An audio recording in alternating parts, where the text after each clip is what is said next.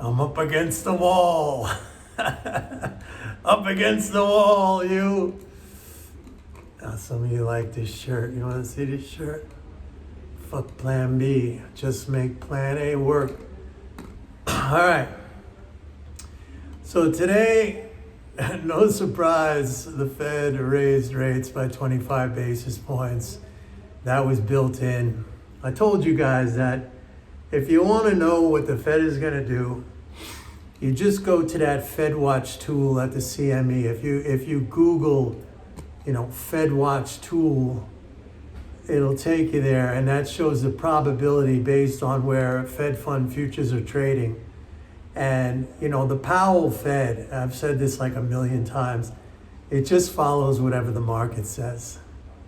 I mean, it is not, well, most central banks, even though they're monopolists, the behavior of, especially the main central banks, like the ECB, the Fed, the Bank of England, the Australian National Bank, Bank of Canada, they're all just slaves to the market and what kind of like the market demands.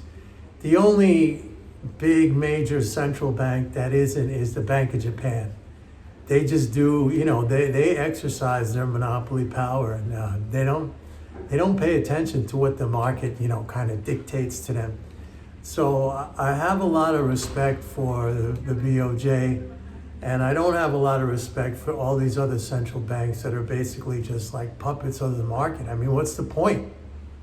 What's the point of having a central bank and grant it monopoly powers, and then, all it does is just whatever the market wants, and basically the market is just paying attention to what like the pundits are screaming.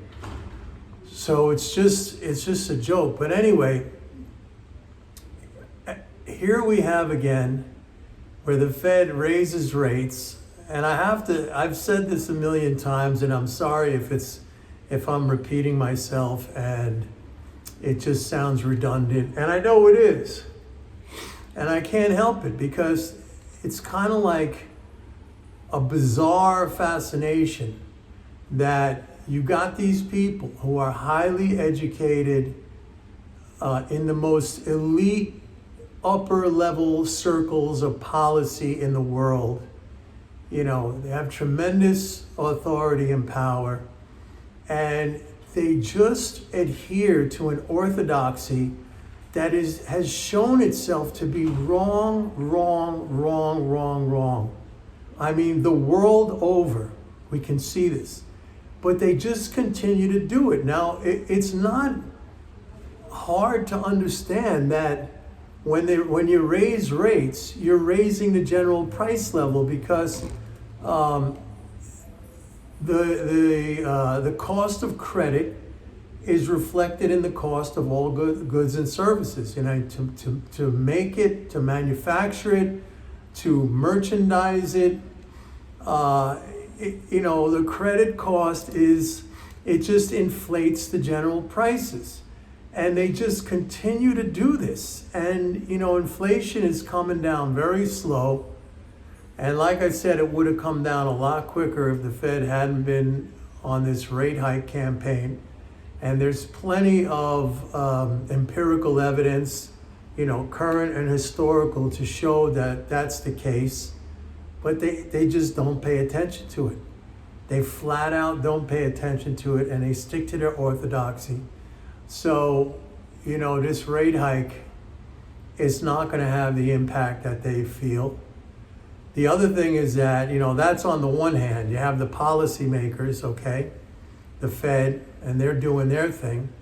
On the other hand, you have the other group, the monetarists, who have been proven wrong, over the past year or 2 years, where they said, these rate hikes are going to create a recession, they're going to crash the market, and now we've had the biggest rally, like the biggest rally in history, or one of the biggest rallies in history, and their whole the proclamations and the forecasts by the monetarists have come out to be so wrong. And it's funny because they have to change their narrative.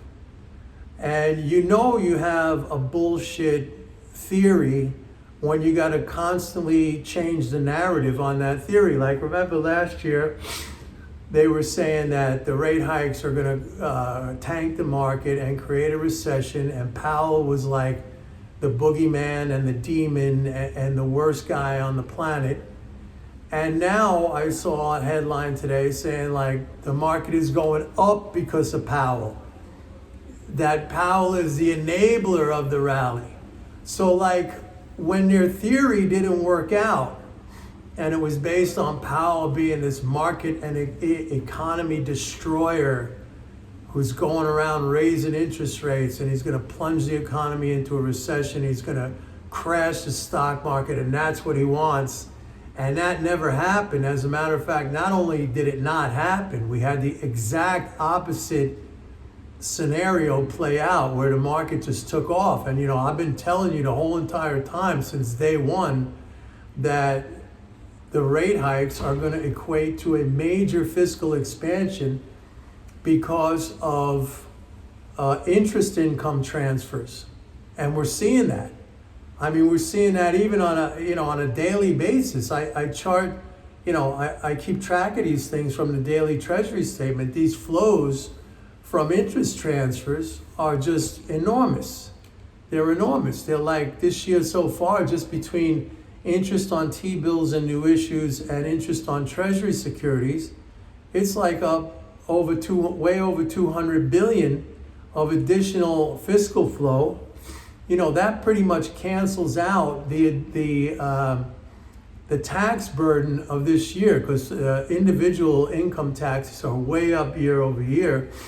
So that pretty much offsets the whole thing. If we had any kind of a tax cut, even a tiny little tax cut, sorry, my nose is leaking. If we had any kind of a tax cut, even a small tax cut, we'd see a major increase in economic growth, okay? It wouldn't take much right now, but I don't think that's gonna happen. It's not being discussed, it's not in the cards. So that's, you would think like a rational person, a scientific minded person, if they have to constantly be changing the narrative of their theory. Now notice, they're not changing the theory at all. They're sticking with the theory. They're just changing, the narrative, how they talk about it. Before it was like, terrible and horrible, and the worst thing you can imagine was going to come of it. And now it's like the other way, it's going the other way, because this theory,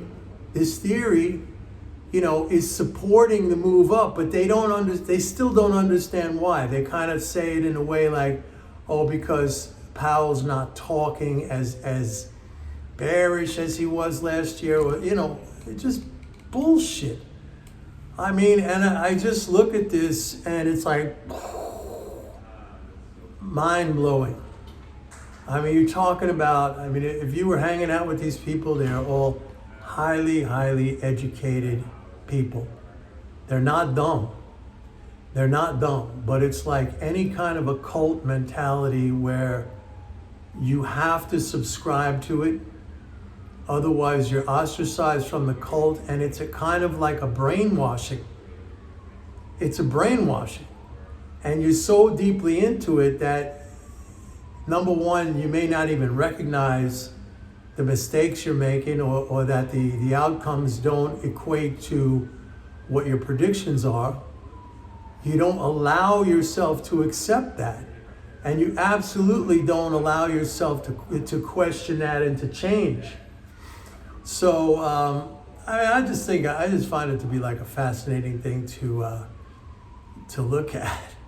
And a guy who sent me an email, he said, well, Mike, that means like, half of our strategy is just basically going against the monetarists. And I said, yeah, pretty much. It's not the entire strategy, because sometimes the monetarists are going to fall in line with what the actual reality is out of no real understanding on their own. It's just like, it's the old, the broken clock is right twice a day kind of thing. And sometimes they'll align with what the true fundamentals are, but they won't be calling out the true fundamentals. It'll just happen because of coincidence and luck. Okay, and then they'll double down on it, because that'll be times when they're saying, "Oh, you see what's going on? This is what we said was going to go on." But that's never the case. That's hardly ever the case. So you almost can have an approach where you just do I've said this many times about the headline traders, where I say just do the opposite of what they're doing, because anyone who's a headline trader, especially nowadays when you have these computer-driven algo trading companies that, they're operating in milliseconds, and as fast as you could read a headline, they could already execute thousands of orders. So to think you're gonna get something, you may get something every once in a while because, some big headline could come out and you buy or you sell, and maybe for a day or two, you're in the profit based on that headline, but that's not gonna last. And that's not a strategy. I've made fun of these headline trading, and I've said so many times that's something you wanna go against, because that's just people reacting on pure emotion. They don't understand, they really have no understanding of, or even a desire to understand the true fundamentals. They're gonna go with a news item, and and it's very short term, and nobody's ever made any long-term money from that. You may make money once in a while doing that. I spent many, many years, for those of you who know me, as a floor trader on 4 different exchanges, and we used to, I used to see stuff come by on the tape. It would be up there on the board, and we'd react off of that, and I'd maybe have a profit for a few seconds, and then it would be gone. That was in the pits. Same thing, only magnified. Maybe, you have a profit for a couple of days and it's going to be gone.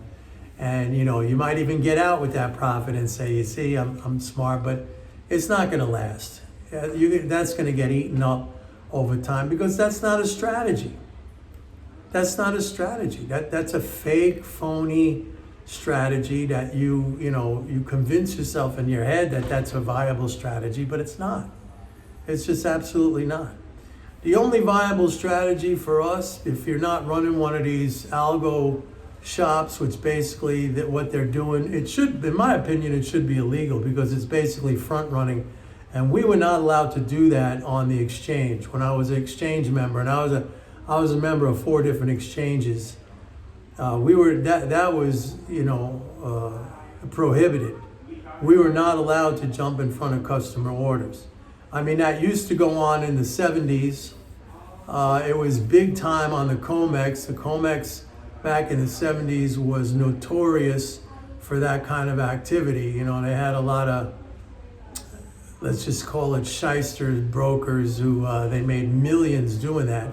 But then all that stuff was outlawed, and Chicago outlawed it, New York outlawed it. You couldn't do that anymore. So and that was outlawed. You're talking about years ago. That was in the 80s. That was, that's that's 40 years ago. But it's still going on Wall Street, under the guise of these computer-driven. That's all it is. They see the orders coming down the pipe in milliseconds, nanoseconds. They jump in front of it. They take micro profits, but they're doing it, millions of times a day. And even that, if you look at the stock price of a company that specializes in that, and I've spoken about this in the past. If you look at a company like Virtu Financial, VIRT is the symbol, and I know the guy who built that company, Vincent Viola. He was chairman of the NYMEX, and I was a member on the NYMEX at the time when he was just like a regular trader. I know him. His stock price, I think it's been public. That company's been public for probably 7 years. Stock price hasn't done anything. That's not to say, the owners didn't make a lot of money. They definitely did. Vinny Viola is a multi-billionaire, okay? As a matter of fact, I think up until recently, he owned the most expensive apartment or townhouse in Manhattan, right off of Fifth Avenue. So he definitely, personally, the founders and the officers of that company, they made a lot of money, but investors didn't. The stock didn't do anything. Stock hasn't done anything. So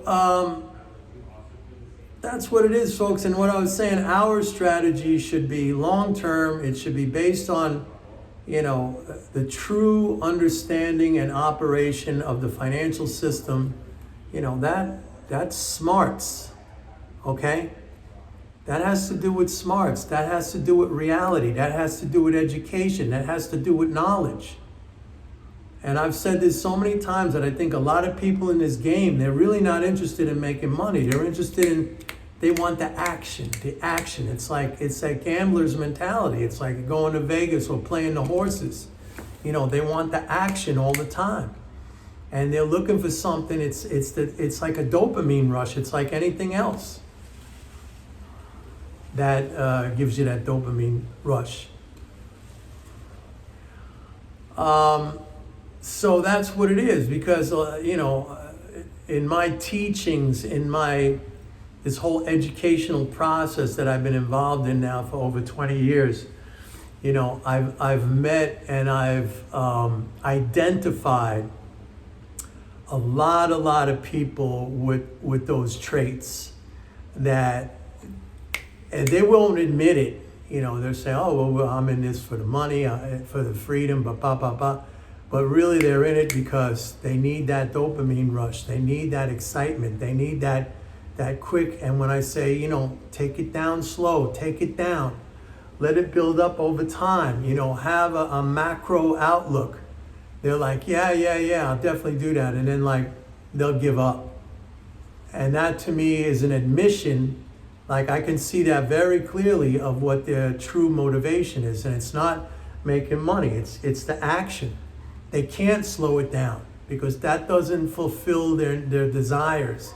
And their desires, it's for that rush. It's not for the money. The money is like an afterthought. When it comes, that gives them that dopamine shot. And then they want it again, but they want it right away. You got to have it right away.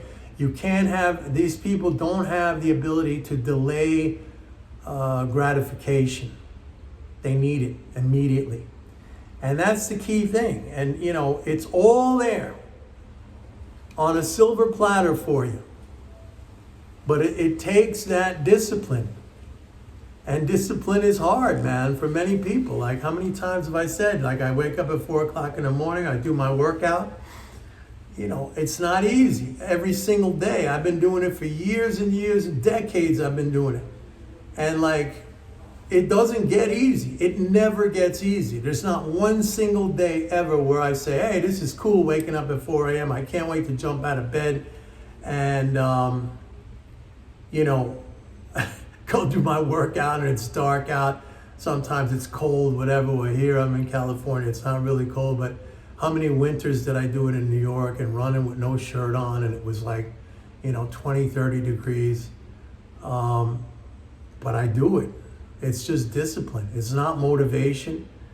Motivation comes and goes. I'm never motivated to do the workouts. Never, ever motivated. I absolutely hate it. But I do it. That's called discipline. And that's there's a major distinction between discipline and motivation. I don't even know what motivation is, to be honest with you. Maybe it's like having sex with a beautiful girl or something like that.